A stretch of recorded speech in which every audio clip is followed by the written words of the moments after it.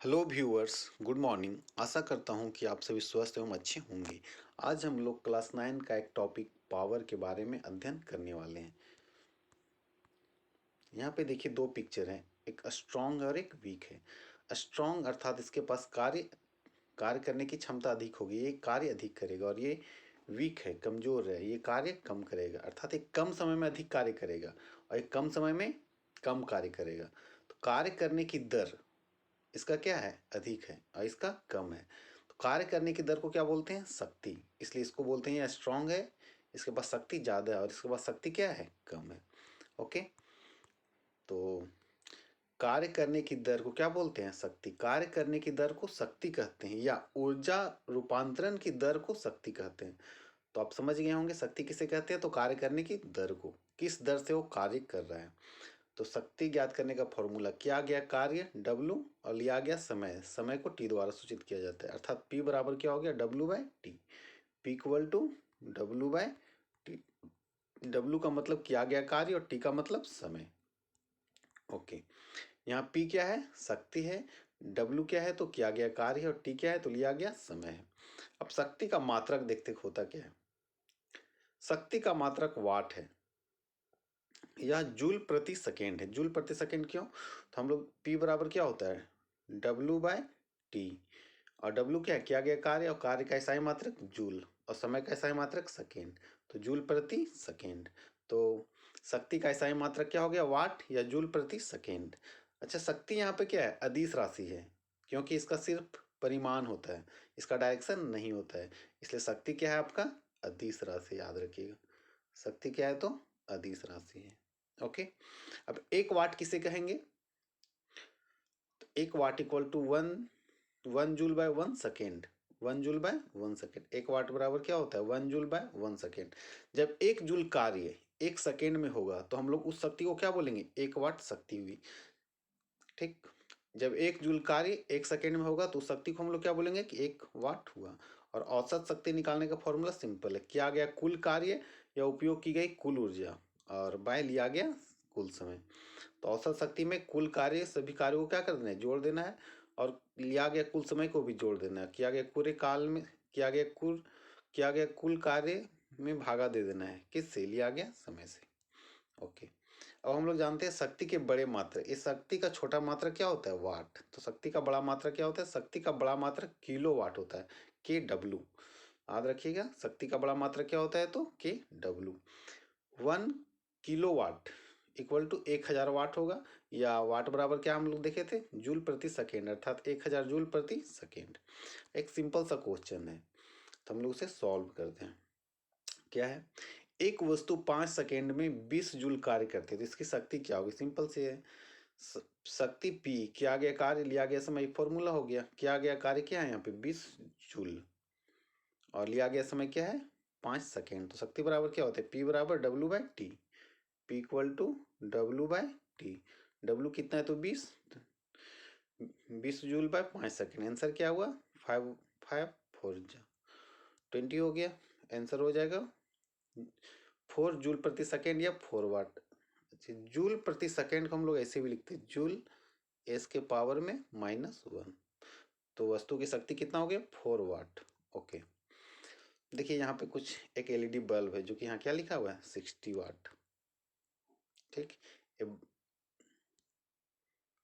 ये जो बल्ब है 60 वाट का है।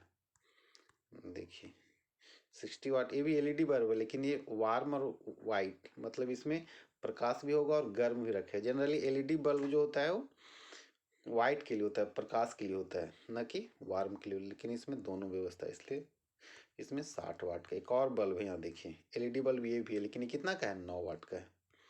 तो इसका क्या होगा, सिर्फ वाइट होगा, मतलब इससे सिर्फ प्रकाश उत्सर्जित होगी, न कि वार्म हो गए। ओके, चलते हैं ऊर्जा का व्यवसायिक मात्रक क्या होता है। ऊर्जा का व्यवसायिक मात्रक, जूल ऊर्जा का बहुत छोटा मात्रक है। छोटा मात्रक क्या है ऊर्जा का, तो जूल। ऊर्जा की ज़्यादा मात्रा उपयोग होती है, वहाँ इसका उपयोग सुविधाजनक नहीं होता है। तो व्यवसायिक उद्देश्य के लिए ऊर्जा के बड़े मात्रक किलोवाट घंटा का उपयोग किया जाता है। याद रखिएगा, व्यवसायिक मात्रक क्या होता है, किलोवाट घंटा, क्योंकि ऊर्जा का क्या है, बड़ा मात्रक है। किलोवाट घंटा किसको कहते हैं? किलोवाट घंटा जब 1 किलोवाट शक्ति का विद्युत उपकरण 1 घंटे के लिए उपयोग किया जाता है। कोई विद्युत शक्ति उपकरण है, कोई भी मशीन है जिसमें यदि 1 किलोवाट शक्ति का 1 किलोवाट शक्ति का उपयोग करे, कितना समय लेगा वो?